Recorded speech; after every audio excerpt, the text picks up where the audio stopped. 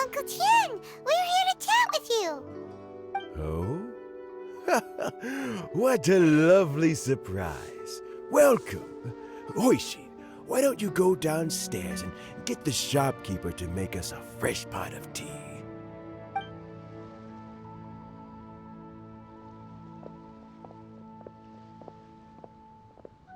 I heard that you've been traveling all over the place recently. I would very much like to hear your adventure stories.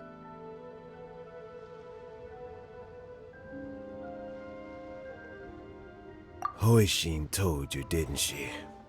Don't worry, I'm quite all right. It's just the years gradually catching up with me. As I grow older, I'm starting to find that with many things, though the mind is willing, the flesh is weak. Especially recently, I've noticed a rather drastic drop in my energy levels. I am still very much in good standing as the Tianshu today. Nevertheless, I wish to pass on the position before my mental acuity begins to decline beyond redemption. How difficult is it to transfer the Tianshu position? Oh, well, you see, the Tianshu is a rather unique position among the Liyue Qixing. Historically speaking, the Tianshu rarely appears in public. We stay behind the scenes, planning and giving advice, so a public selection process would not be suitable. We also want to keep any prospective Tianshu candidates free from influence by outside forces, so we tend to be as discreet as possible in their assessment and appointment. For these reasons, the incumbent Tianshu typically recommends their candidate of choice, and this is then approved by the other Qixing members.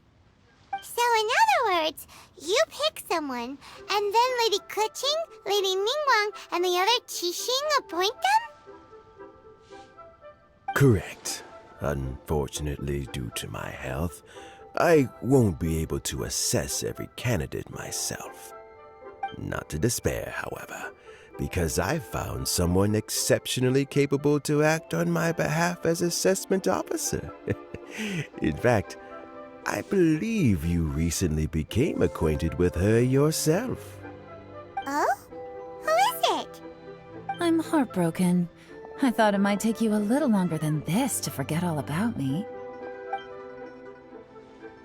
It's Yelan! Jackpot. Uncle Tien here asked me to assess 3 candidates for him. Fancy joining me? You'll be among the first to get to know the next Tianshu. Might be a good opportunity for you. What do you think?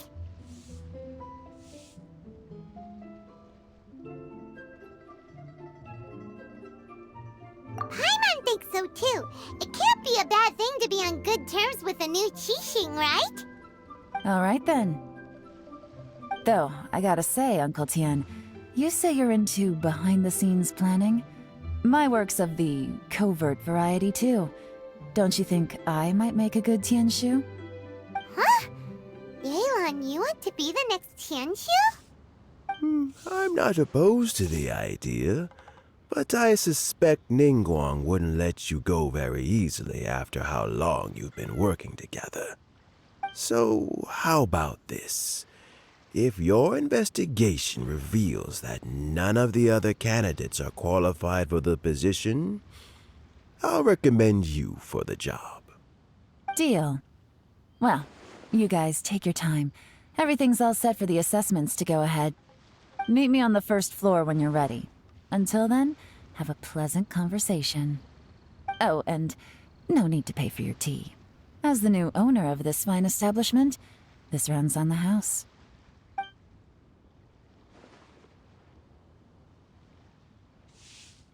You're all set? Uncle Tian seems really worn down. It's like all his energy's gone. Yeah, it may sound harsh, but Uncle Tian is past his prime. He's not cut out for this anymore. So he's recommended 3 candidates. Their names are Qinwei, Mingbo, and Zhi. Qinwei is a wealthy entrepreneur. Mingbo works at the Liyue Ministry of Civil Affairs, and Zhi is focused on study and travel. Try to keep all that in mind. Of course, it doesn't really matter if you forget, since we'll be assessing them at Yuehai Pavilion in a short while. Qianwei, Mingbo, Zhi. Paimon should be able to remember their names, but what does the assessment involve exactly? Let's leave that until we get to Yuehai Pavilion. All right. Heads in the game, people. The stakes don't get much higher than a change in the Qixing. We can't afford to miss anything, no matter how small. Got it. We'll keep our eyes wide open.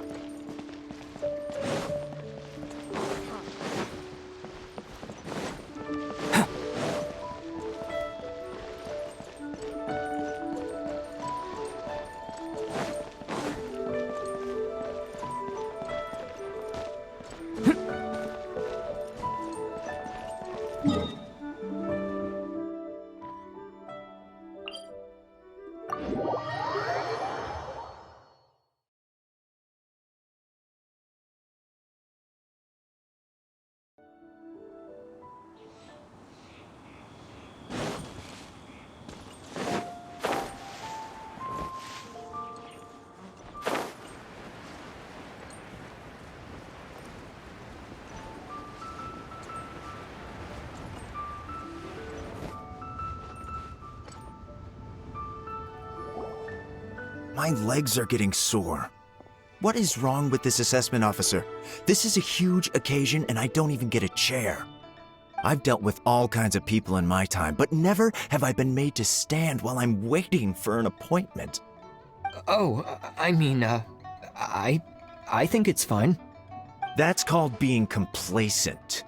If you're happy to just accept the way things are, you'll never be able to change anything in the future. Oh, come on. That's just... Now you're just being unreasonable. All right, you two. Let's not get into a big argument over this. It's not worth it. Qianwei, that was a bit uncalled for. And Mingbo, cut him some slack. We've all been standing around for a while. It's natural to be getting irritable. Look, how about this? There's no rule saying we're obliged to stand up while we wait, so why don't we borrow some chairs from the guild nearby? Fine. They're not the best quality chairs, to be sure. But under the circumstances, it would be better than nothing. It looks like all 3 candidates have arrived. We'll meet them formally soon. Before that, let me run you through the assessment process.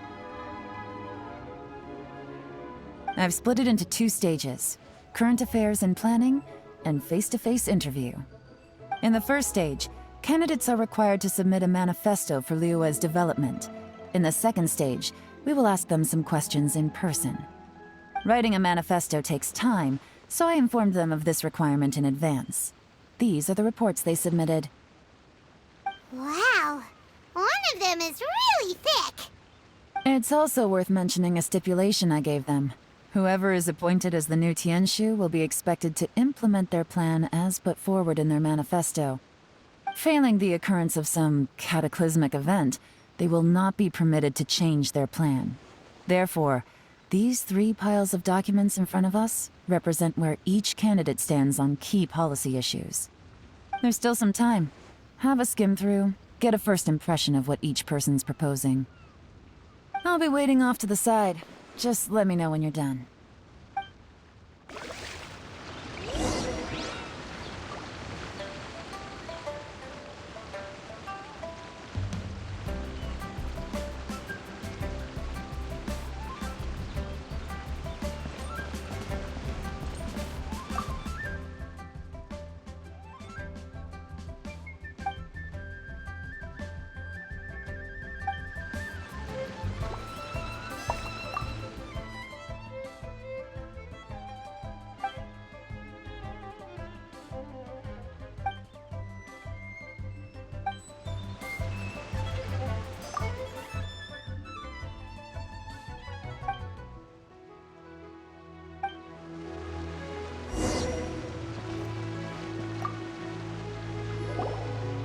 Finished, huh?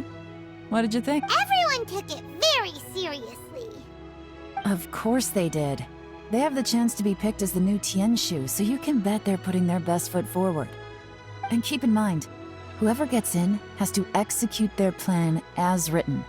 Nobody wants to have any regrets.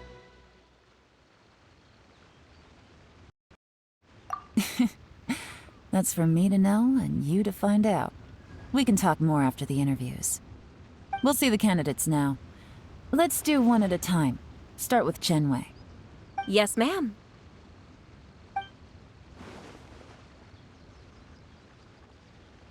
Oh? So you two are the assessment officers, are you? I had assumed that given the great import of this situation, Lady Ningguang would perhaps be assessing us in person. I certainly hadn't imagined I'd be seeing two entirely unfamiliar faces. I trust you've read through my manifesto? I'd be more than happy to clarify any details you found difficult to grasp. It was written with an expert audience in mind, after all. Mind your tone, mister.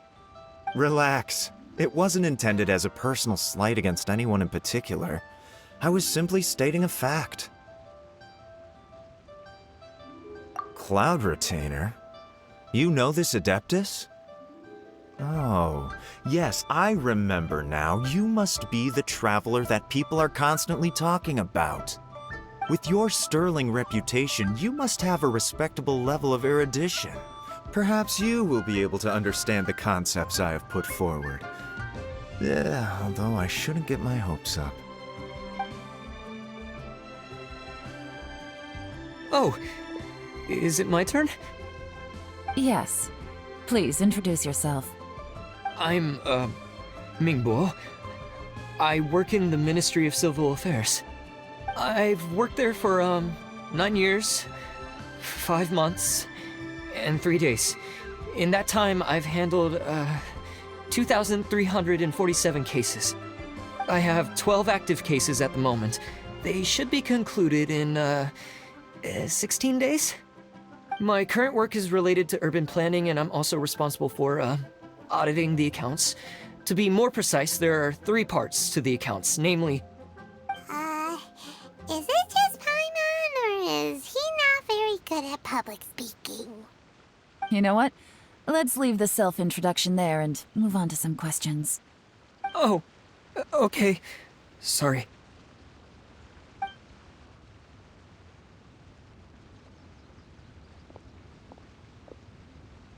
Hello. Not gonna lie, I'm feeling a little nervous. What would you like to know? You're here to assess me, so ask away and I'll answer your questions to the best of my ability. Your manifesto is very wide in its scope, but you don't seem to be personally involved in many of the specific fields. How can you be sure that you have the ability to put your plan into action?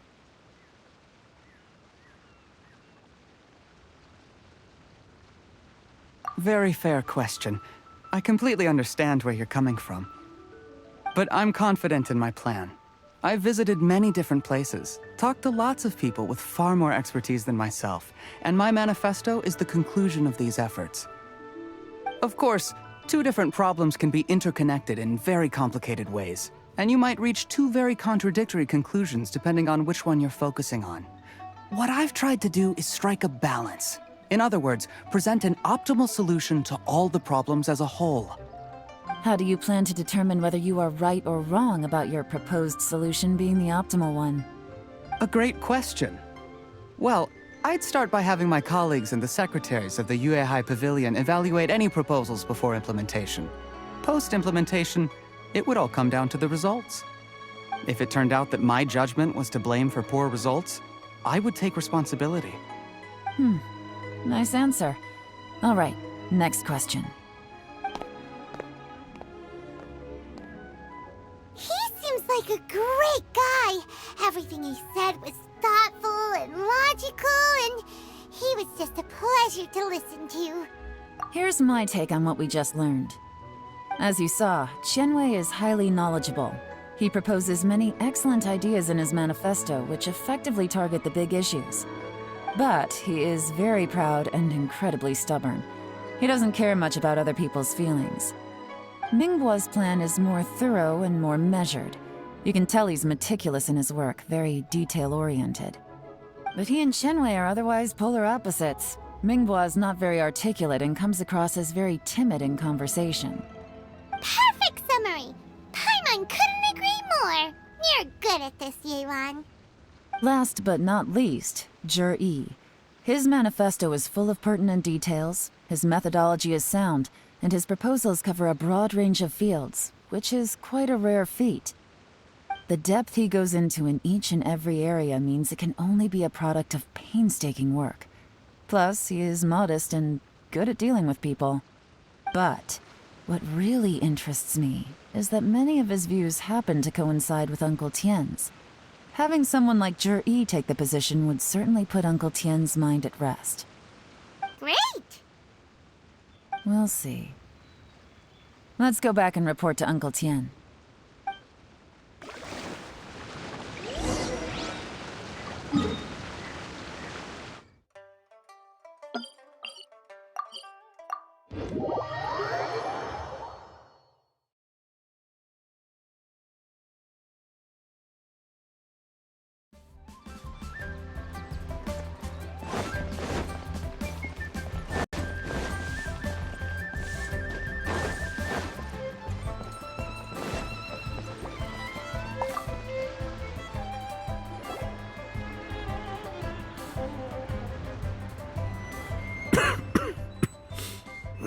I see. Then it's more or less as I anticipated. All right, then let me ask this. The ideas in Yi's manifesto are very similar to your own. Is there any particular reason behind this? Oh, I didn't want to say anything when I gave you the list of candidates, for fear of affecting your judgment. But I can tell you now. Those 3 candidates have all studied under me in the past. It's only natural that they share some similarities with me. But Qianwei went on to focus on his business, and Mingguo has always been occupied with his work at the Ministry of Civil Affairs. Of all of them, Yi was with me for the longest duration. Whoa! So how did you get to know them all, Uncle Tien? Qianwei was referred to me by an old friend. Mingguo came to my attention in the course of my work. As for Yi, that was pure happenstance. We first met while fishing. Gradually, as we got to know each other, we started discussing all sorts of topics. Yi came from a poor family, and his parents died when he was very young. But he was a gifted student and a fast learner. He reminded me of a younger version of myself, so I started out giving him a few words of advice when we were out fishing and noticed how quickly he caught on. Quite. And now, all of a sudden, he's grown into a mature young man. It's a joy to see, but it also gets one thinking. The young are growing up, and I am growing old. How time flies. No one can escape the cycle of life. I don't know, Uncle Tien. You still seem in pretty good shape to me.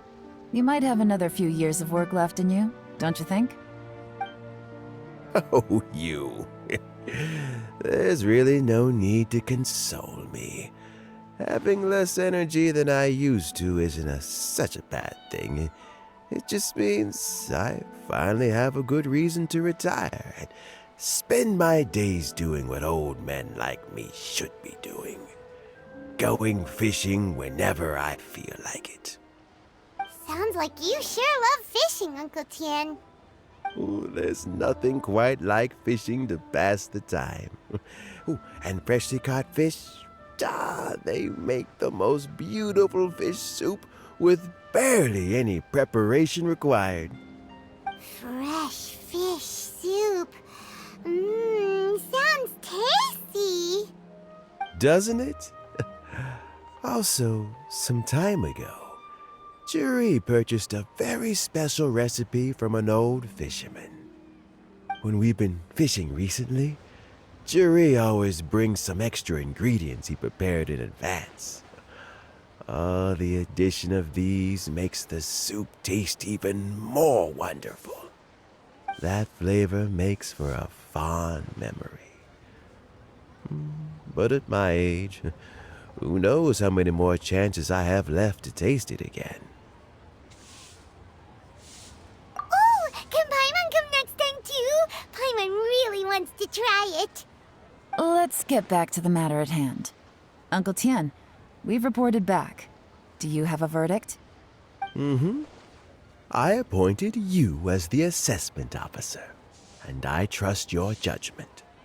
Had you not asked me why Juri's ideas were so similar to mine, I was not going to mention my history with any of them. This decision must be guided by what is fair and right. Please disregard all other considerations and make your final decision only after a thorough review of each candidate's talents and capabilities. Remember, you must be thorough. Understood. Come on, let's go talk somewhere else. Bye-bye, Uncle Tian. Look after yourself.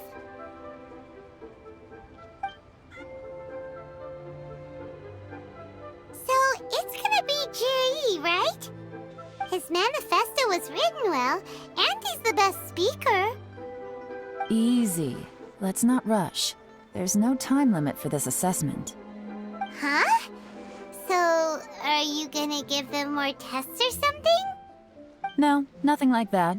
The assessment itself is complete. But let me give you a word of advice.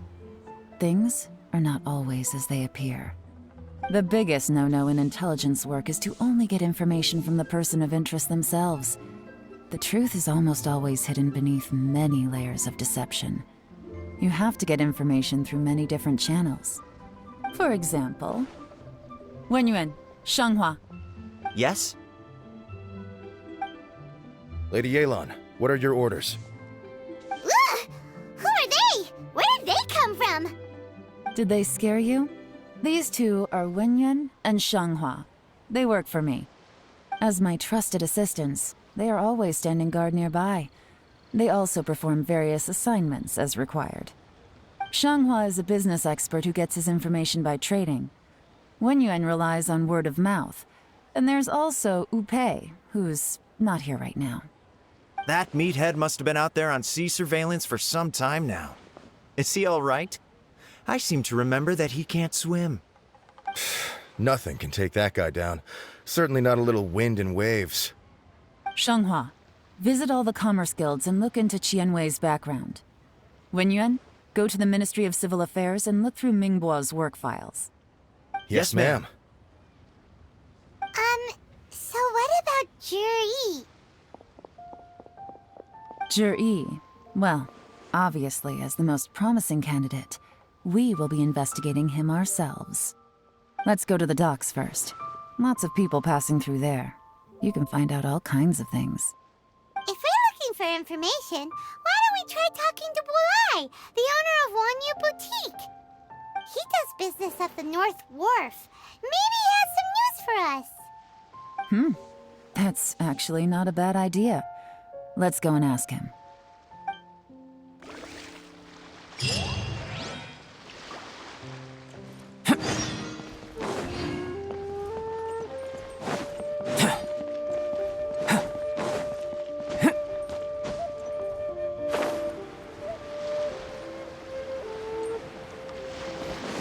Huh? What's Bulai doing here today? Look, your asking price for this batch is just too high. I can't buy in at this price. How am I supposed to turn a profit? Come on, hear me out. I'm telling you, this is the single best batch of Sunsettias ever. You won't find anyone who disputes that. I accidentally dropped one into a well, and even the water turned sweet. Even so...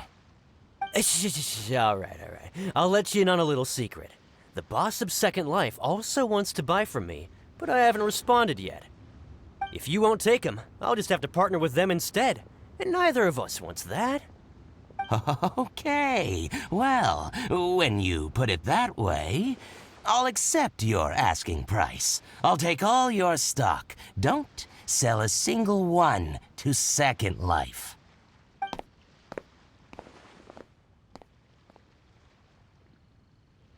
Oh, what are you doing here? And to be clear, these Sunsetias are mine. I got to them first. Don't get any ideas. Actually, we want to ask you about a guy called Juri. Have you heard of him before? Juri? Yes, he's quite well known. I've heard a story about him. They say he was born into poverty. His parents died when he was young, and he was treated cruelly by the local community. One of his neighbors was terribly rude to him all the time, but Juri never retaliated. And when his neighbor went bankrupt, he even helped support the family. He returned cruelty with kindness, injustice with peace offerings. A gentleman of talent and character, and how did I not notice him sooner? In fact, maybe I'm not too late. If I could hire him to be the brand ambassador for Wanyo Boutique. Oh, he sounds like a decent man. We can finally breathe a sigh of relief.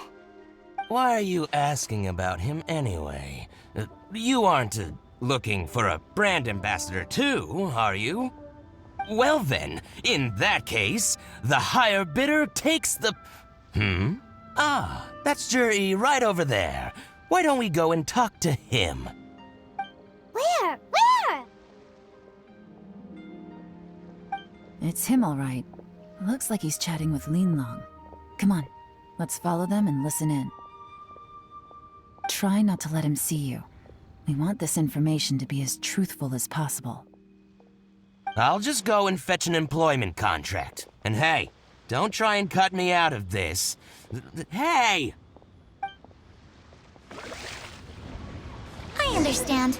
Let's walk and talk.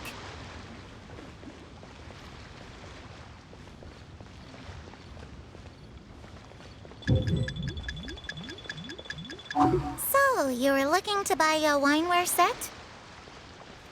Oh, now I can see that you're a connoisseur, so I won't bother trying to con you. I trust you understand our shop quite well?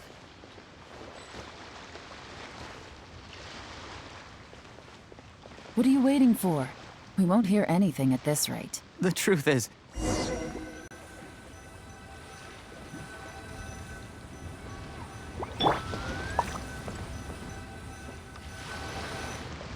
Try not to let him see you. We want this information to be as truthful as possible. I understand. Let's walk and talk.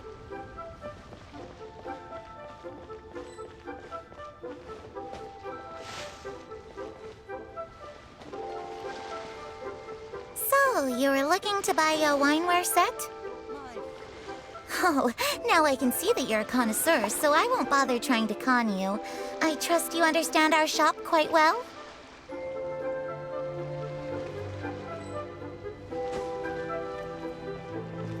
the truth is, an old friend of mine who likes to have a drink now and then. He fancies himself as a man of culture, but doesn't care for needless extravagance. So I thought I might buy him a set of high-quality fakes. How very thoughtful of you. Leave it to me, then. Come and collect it at Shigu Antiques whenever is convenient.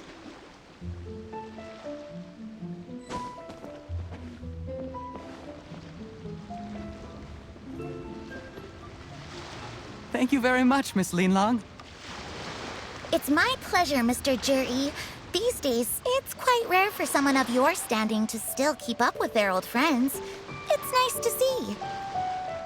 I'll be sure to pick out a good set for you. You can count on me.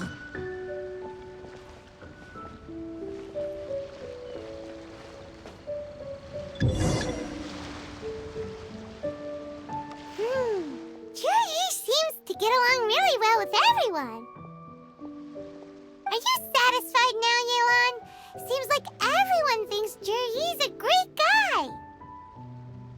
We shouldn't jump to conclusions just yet. Let's go check out the wharf where he usually goes fishing. Do we have to? Wait, you're not just trying to dig up some dirt on Zhiyi because you want to be Tianshu yourself, are you? Maybe I am. Maybe I'm not. But hey, if I do become Tianshu, I'll look out for you guys. You'll be able to try all the finest food for free. How does that sound? We will?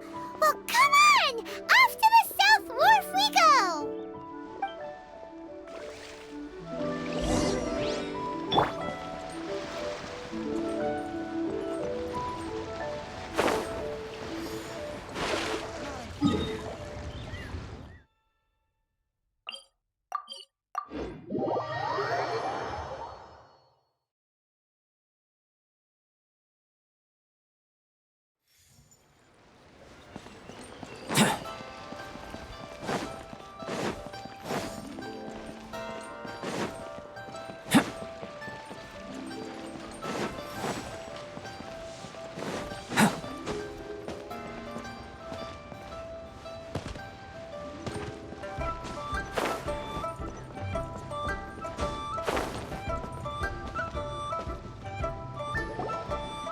The wharf is as busy as ever. I hear the anglers here sometimes sell their fish to the nearby fishmongers. Let's see what Uncle Soon has to say.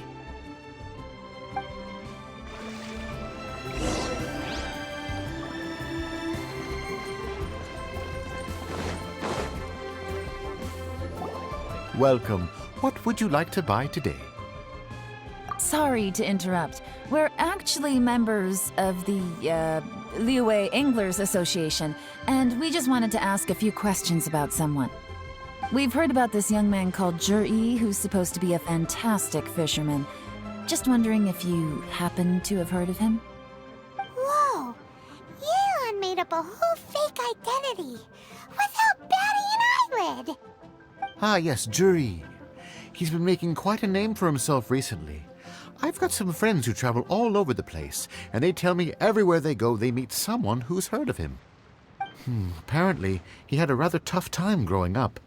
Had to work several jobs alongside his studies to make ends meet. How does that saying go? What doesn't kill you makes you stronger. Well, if there's anything to that logic, he's sure to be phenomenally successful one day. Yeah, we think so too! But I'm afraid your Anglers Association might be in for a disappointment. Oh? Why's that? He's good at a lot of things, but fishing isn't one of them. He fishes at the wharf and sells what he catches to me on occasion.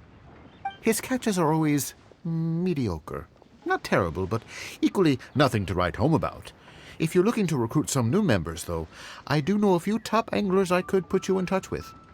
That sounds fantastic. I've got a couple of other things to attend to right now, though, so why don't I come back some other time and we can chat over a drink? Sure thing. See you. Everywhere they go, they meet someone who's heard of him. Come on, let's keep asking around.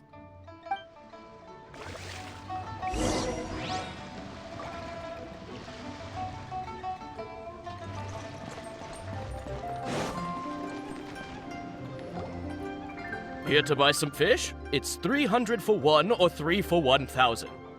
You better hurry. When they're gone, they're gone. Hello, we're from the Society for Fish Price Research. We'd just like to ask a few questions. Wow! She switched identity again! Society for Fish Price Research? I haven't done anything illegal. Stay out of my business. Please, don't worry. We're just here to conduct a simple survey. We've heard about a certain Zhiyi who's been selling fresh fish at low prices in this area recently. Do you know anything about this? So this isn't about me. You should have said something, you know. I know the guy. I can tell you what I know. I haven't heard anything about him selling fresh fish at low prices, but it wouldn't surprise me if it was him. Oh? Why is that? Because he's so poor. His parents died when he was very young, and his alcoholic father still owed a huge amount of debt. No one wanted anything to do with him. He was still a kid when he first came to the wharf. His clothes were ragged, and he had a bandage wrapped around his head. And he managed to survive, thanks to Uncle Tien, who gave him some food. But still to this day, he doesn't have a lot of mora to his name.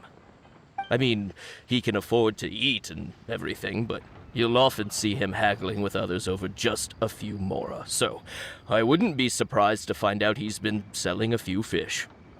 It's not like he catches much anyway, so it's not going to affect my business. Don't tell him I said that. You'd rather he didn't know? Well, I spoke to him once, briefly, and I just had a feeling that he really cares what other people think of him.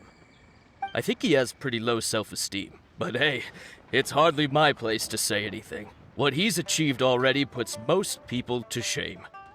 And nobody's perfect. I just wouldn't want to upset him, that's all. I see. Well, thank you for sharing that with us. Not a problem. And just for the record, there's absolutely nothing wrong with the price of my fish. The more times you say it, the less convincing it becomes. Doesn't have a lot of mora to his name. Okay, let's keep going.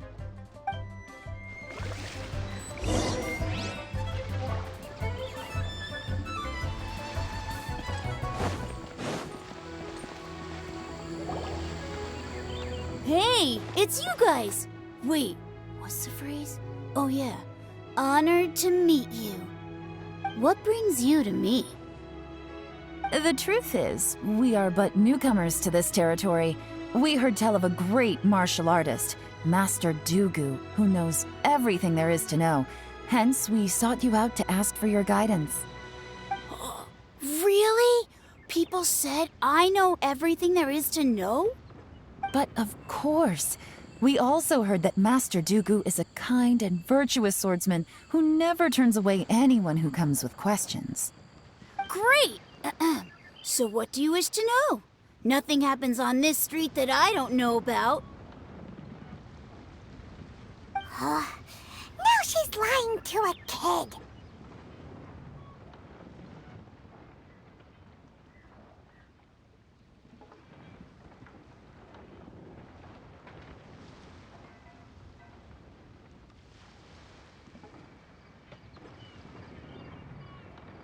So, Master Dugu, have you heard of one by the name of Jur-E? Sure have. You mean that guy that all the grown-ups are talking about these days? I've heard many tales of Juri. For example, I can't remember.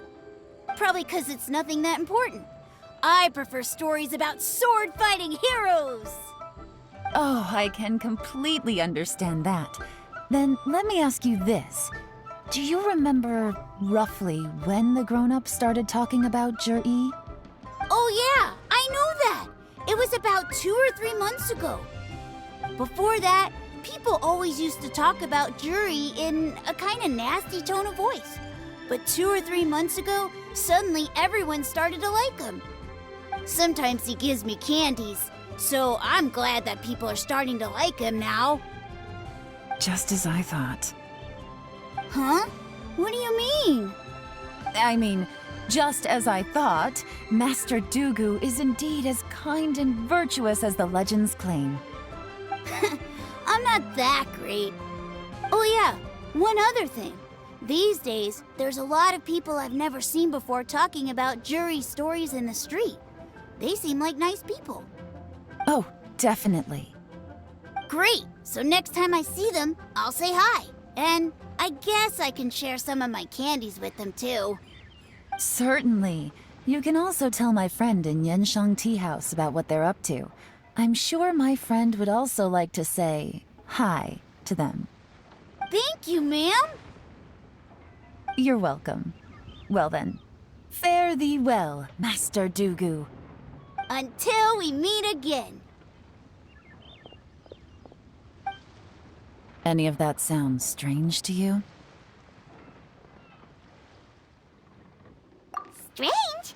What was strange about it? Yi seems to have a great reputation. Uncle Soon and Uncle Gao spoke highly of him, and Dugu Shuo seems to like him too. True. But the issue is, where did his sudden celebrity come from? It almost seems too good to be true. Sudden? Too good to be true? What do you mean? So he returns cruelty with kindness and had to work to support his studies. These are the kinds of things that make someone well known in their hometown. But Uncle Soon said even his friends who travel far and wide hear about him wherever they go. That's a little over the top, if you ask me. Do you remember what Dugu Shuo said about Yi's stories? Clearly they left him with a good impression of the guy. But beyond that, he wasn't interested in the details. That's the reaction I would expect from any normal person. Plus, there's the fact that all this praise of Yi has only been happening within the last 2 or 3 months. His childhood, his studies, the thing with his neighbor. None of these are recent events. So why are these stories only going around now? When you put it like that, it is kinda strange. Of course, if that's all there was to it, I wouldn't look into it any further. Yi was born into a poor family. Paying people to get his stories out there is within the rules of the game as far as I'm concerned. The problem is, do you remember what Uncle Gao said about him? He's stayed poor his whole life. Right, and that changes everything. It can mean a powerful faction is trying to gain influence over the Liu at Qixing. That's the worst-case scenario.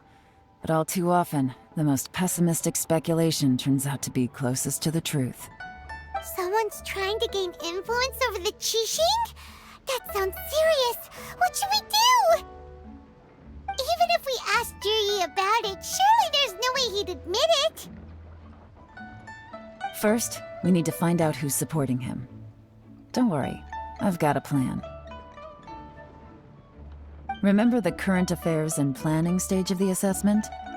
Since the successful candidate is duty-bound to implement their plan after taking office, their manifesto tells us their stance on key issues. Whoever is secretly helping Yi must be seeking to benefit from his actions after his appointment. So, we should be able to find some hints in Yi's manifesto on who we're dealing with. Come on, let's get back to Yenshang Tea House.